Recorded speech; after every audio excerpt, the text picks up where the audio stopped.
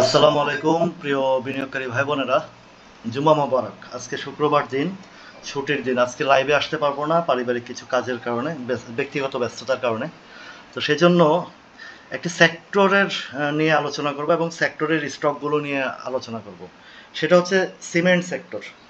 আপনারা জানেন যে বাজারে গত 1 মাস যাবৎ বা 2 মাস যাবৎ বেশ ভালো একটি রিদমে ব্যাংক সেক্টর, ফাইন্যান্স সেক্টর, বিভিন্ন সেক্টর নিয়ে বিভিন্ন স্টকের প্লে হয়েছে এবং সিমেন্টেরও কিছু কিছু যে প্লে হয়নি তা না, প্লে হয়েছে। কিন্তু টোটাল সেক্টরটা নিয়ে এখনো পর্যন্ত আমি আলোচনা করিনি, কারণ আপনারা জানেন যে আমি এ পর্যন্ত যতগুলো আলোচনা করেছি বা যতগুলো বিষয় আমার চোখে ধরা পড়েছে সেটা আমি আপনাদেরকে একটু আগামী একটু বার্তা দিয়েছি, দেওয়ার চেষ্টা করেছি। যারা আমার নিয়মিত ফলোয়ার ছিলেন, ফেসবুক লাইভে ছিলেন, তারা সবাই বিষয়টি জানেন। জেড থেকে শুরু করে যে কোনো সেক্টরের মুভমেন্টের একটা বিষয় নিয়ে আমি সবসময় আগাম কিছু বার্তা দিয়ে এসেছি। সেই বার্তাগুলো আমি এখান থেকে এই যে যেই চিত্র দেখছেন, এই চিত্র থেকে আমি বের করতে সক্ষম হয়েছি। তো সেখান থেকে আমি আলোচনাগুলো করি এবং এটা আমার কোনো ব্যক্তিগত আলোচনা নয়, এই বাজার যা বলে তাই আমি বলি, ঠিক আছে? তো সেইখান থেকে আজকের ছুটির দিনে একটু ঘাটাঘাটি করে দেখলাম যে সেক্টরটা বেশ একটা অবহেলিতর মতোই আছে এবং প্রায় বটম সাইডটাই বা সাপোর্ট জোনটাতেই ঘোরাঘুরি করছে এবং কিছুটা ইঙ্গিত ইন্ডিকেটর আমার কাছে মনে হচ্ছে যে এই সেক্টরটা নিয়ে একটু আলোচনা করা খুবই জরুরি।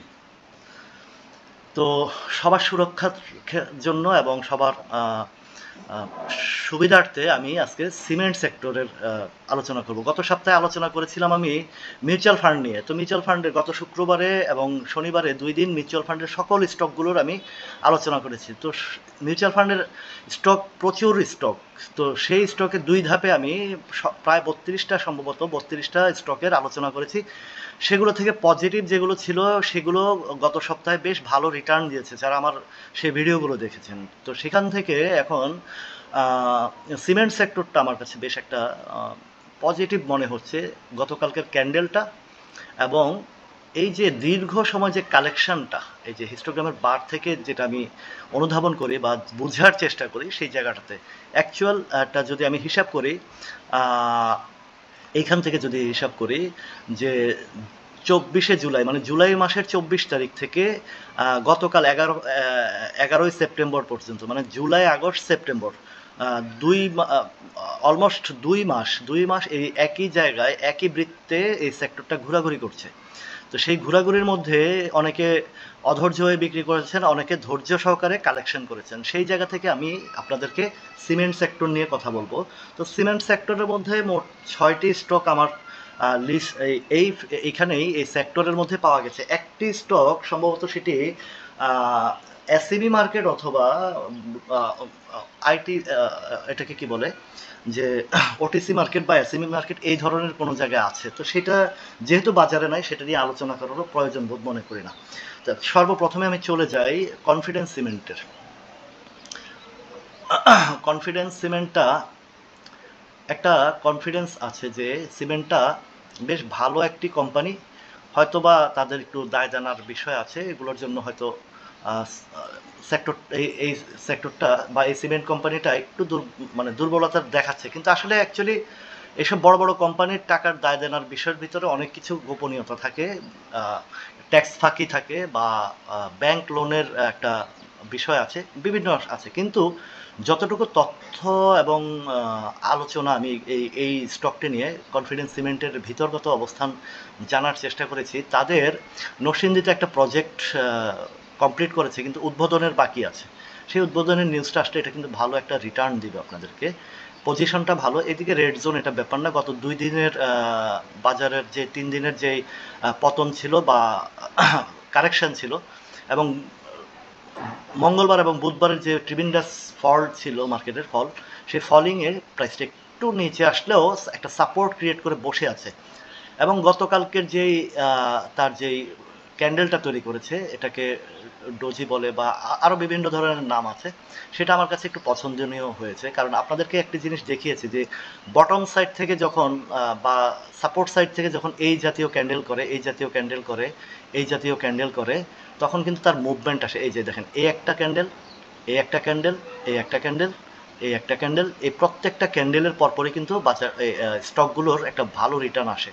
তো গতকালকের ক্যান্ডেলটাও এটা এটা যেটা করেছে, এটা বাউন্স ব্যাক ক্যান্ডেলের যে চিত্র, এটা বাউন্স ব্যাক করেছে, এটা বেশ ভালো অবস্থানে আছে।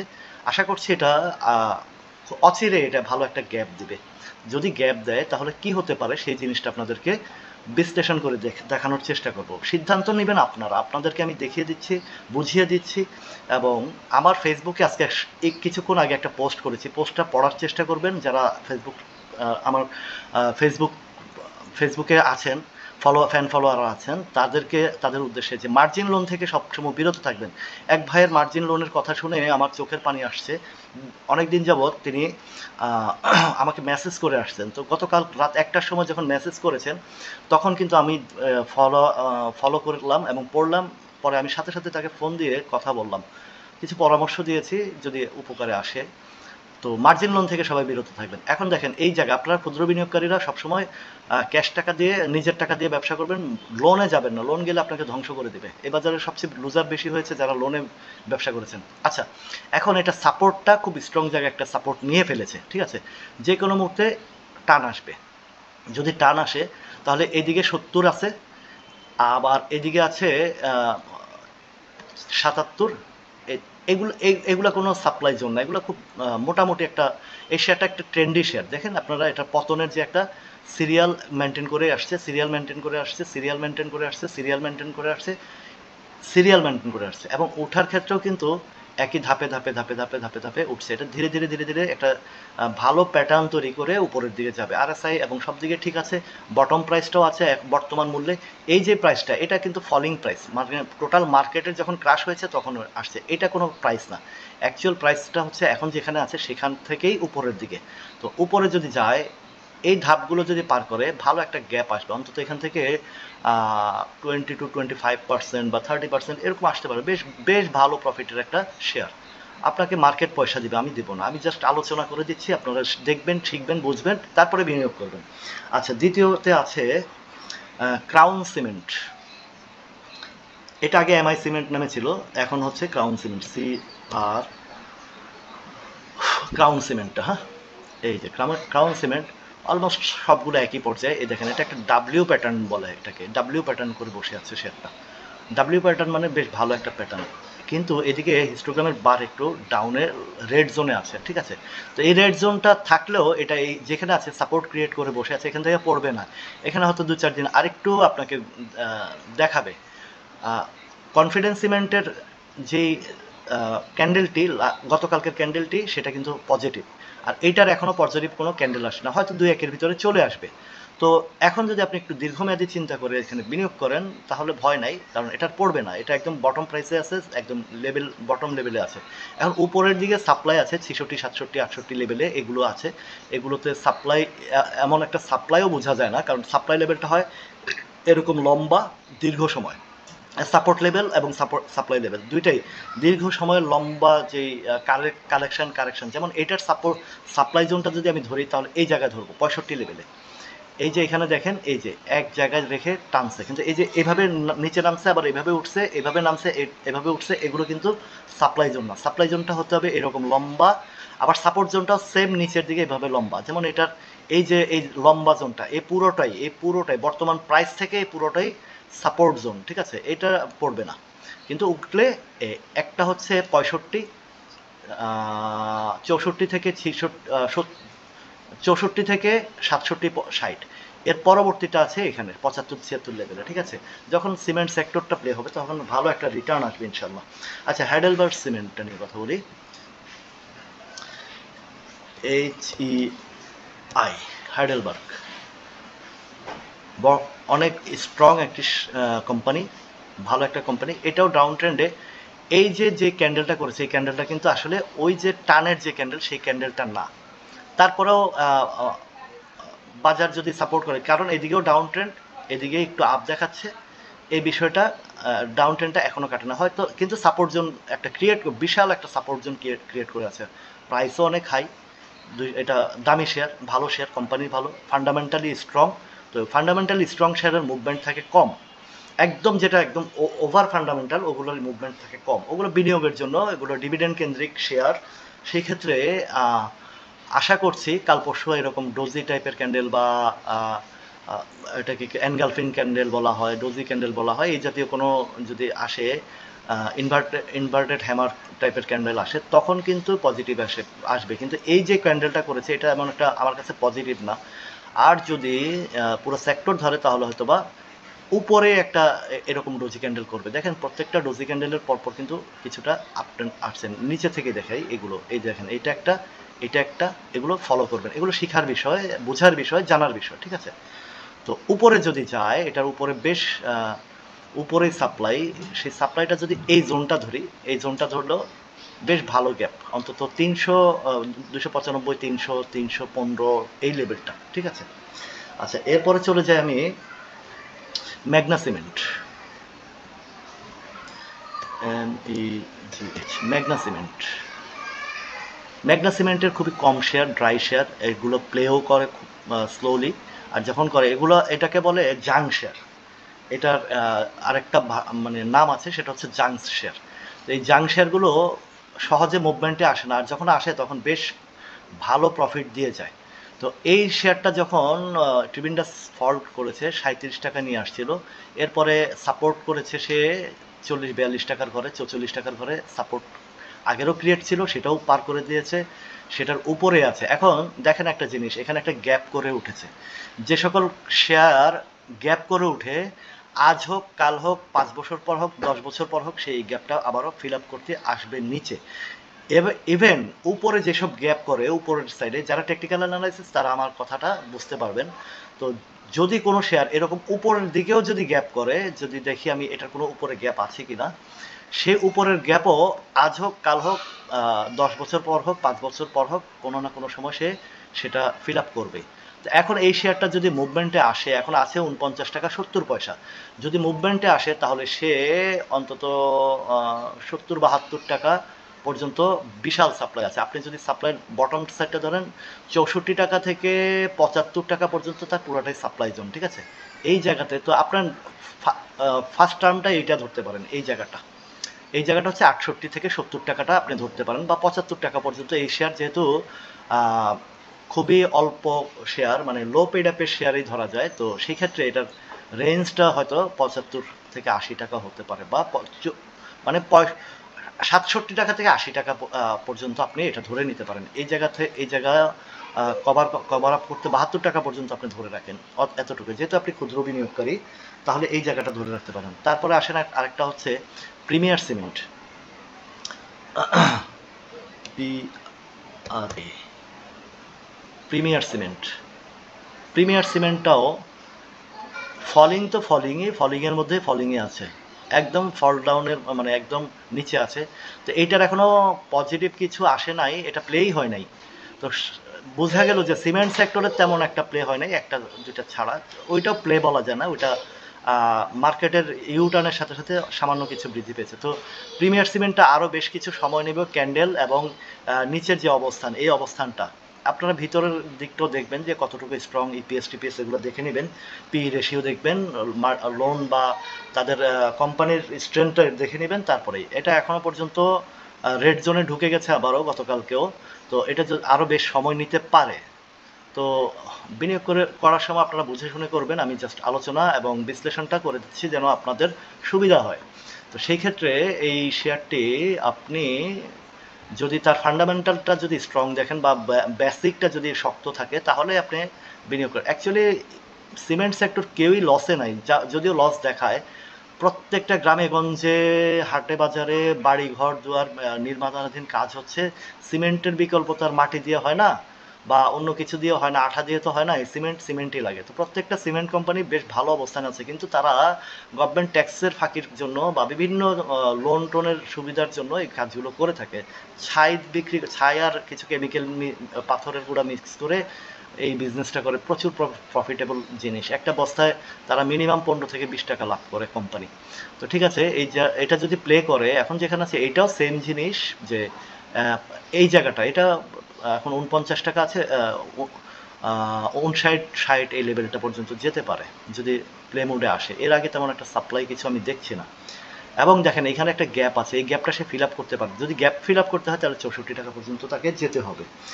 এরপরে আসেন সিমেন্ট সেক্টরের আরও একটি শেয়ার নজরে এড়িয়ে গেছে, কিন্তু পরবর্তীতে আমার পোস্টের কমেন্ট শুনে পোস্টে দেখে আরেক ভাই বললো যে লাফার্স হোলসিমের কথাটা এড়িয়ে গেলেন কেন। আসলে এড়িয়ে যায়নি, আমার নজরে আসেনি, যার কারণে আমি খেয়াল করতে পারিনি।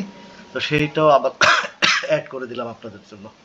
তো লাফার্স হোলসিমের বিষয়টা এটাও সেম জিনিস, সেম অবস্থায় আছে, পুরো সেক্টরটাই তো ঝিমিয়ে আছে, যার কারণে আমি সবগুলো একই চিত্র আছে। তো এটাও বেশ একটা ভালো লম্বা সময় একটা কালেকশন হয়েছে, তবে এটার সাপোর্টের চেয়ে উপর সাপ্লাইটা মানে যেটা প্লে করে এসে একটা গ্যাপ হয়েছে, বেশ বিশাল গ্যাপ, লাফার্সটা বেশ গ্যাপ হয়েছে 43 টাকা থেকে 62 টাকা পর্যন্ত হয়েছে। তো এখন ওইখান থেকে এসে এখানে ডাউন ট্রেন্ডে আছে, কিন্তু প্রাইসিং এর বিষয়টা যদি দেখি আমি সাপোর্ট কোথাও পেয়েছে কিনা।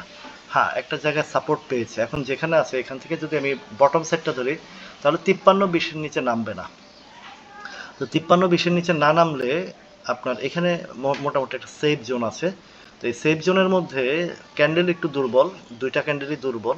তো আশা করছি দু একদিনের ভিতরে হয়তো বা সে যদি সিমেন্ট সেক্টরটা চলে আসে তাহলে হয়তো বা একটা গ্রিন ক্যান্ডেল এই টাইপের ক্যান্ডেল করবে এরকম ডোজি বলেন বা এনগালফিন বলেন, এই জাতীয় ক্যান্ডেল তৈরি করতে পারে। যদি তৈরি করে ফেলে তাহলে কিন্তু একটা ভালো গ্যাপ আমি দেখছি।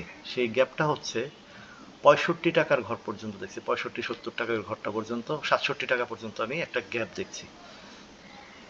এইদিকে 58-তে কিছু বাধা আছে, 58-তেও বেশ কিছু বাধা আছে, যদিও এর আগেও একবার 58 টাচ করে আসছে, সম্ভবত 58-তেই টাচ করে আসছে সে। 58 না, 58 পার করে 62-63ও পার করেছে।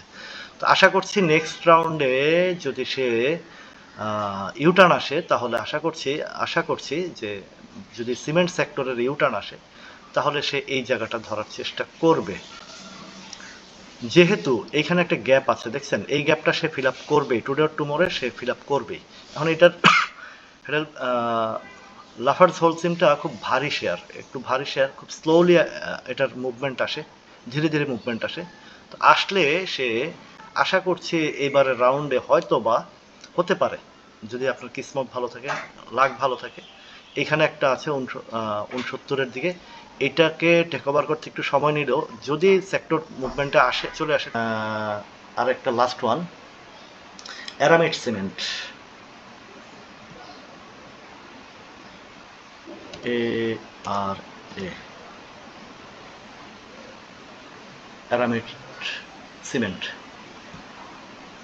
অ্যারামিড সিমেন্টের যে পজিশন এটাও বটম, প্রত্যেকটা সিমেন্ট সেক্টরটাই বটম। গত সপ্তাহে আমি মিউচুয়াল ফান্ডের আলোচনা করেছি, আলহামদুলিল্লাহ রোববার থেকে সেই সেক্টরটা মুভমেন্টে আসছে। কিছু সেক্টর বেশ ভালো 50%ও প্রফিট দিয়ে গেছে, আবার কিছু 10%-20% দিয়ে গেছে। তো এখন সিমেন্ট সেক্টরটা আমার নজরে আসছে, যার কারণে আপনাদের সাথে শেয়ার করলাম, আপনারা যেন উপকৃত হন। বিনিয়োগকারী ভাইদের স্বার্থে আমি কাজ করি।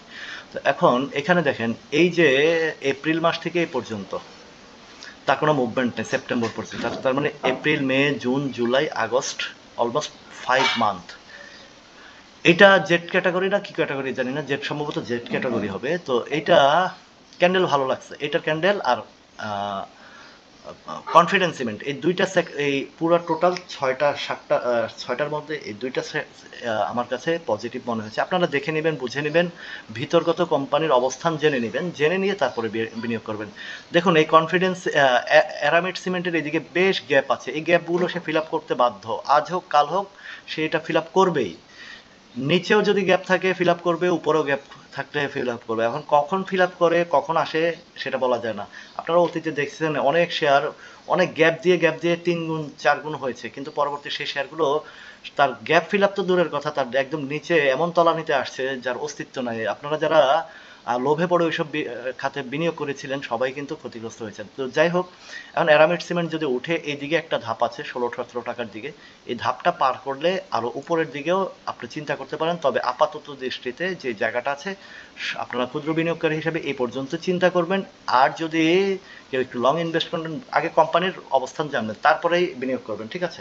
তো আর বেশি লঙ্গার করব না। আজকের যে আমার ফেসবুক পোস্টে, যে ফেসবুক পেজে যে পোস্টটা করেছি মার্জিন লোনের বিষয় নিয়ে, এক ব্যক্তির আলোচনার নিয়ে, সেই পোস্টটি আপনারা একটু পড়বেন, অনুধাবন করবেন, মার্জিনের বিষয়ে সতর্ক থাকবেন, এবং ওই পোস্টটি শেয়ার করার অনুরোধ রইল, যাতে আপনাদের মতন অন্যান্য বিনিয়োগকারী ভাই বোনেরা সুরক্ষা পায় এবং অনুধাবন করে বুঝতে পারে বিষয়টা যে কতটা মারাত্মক।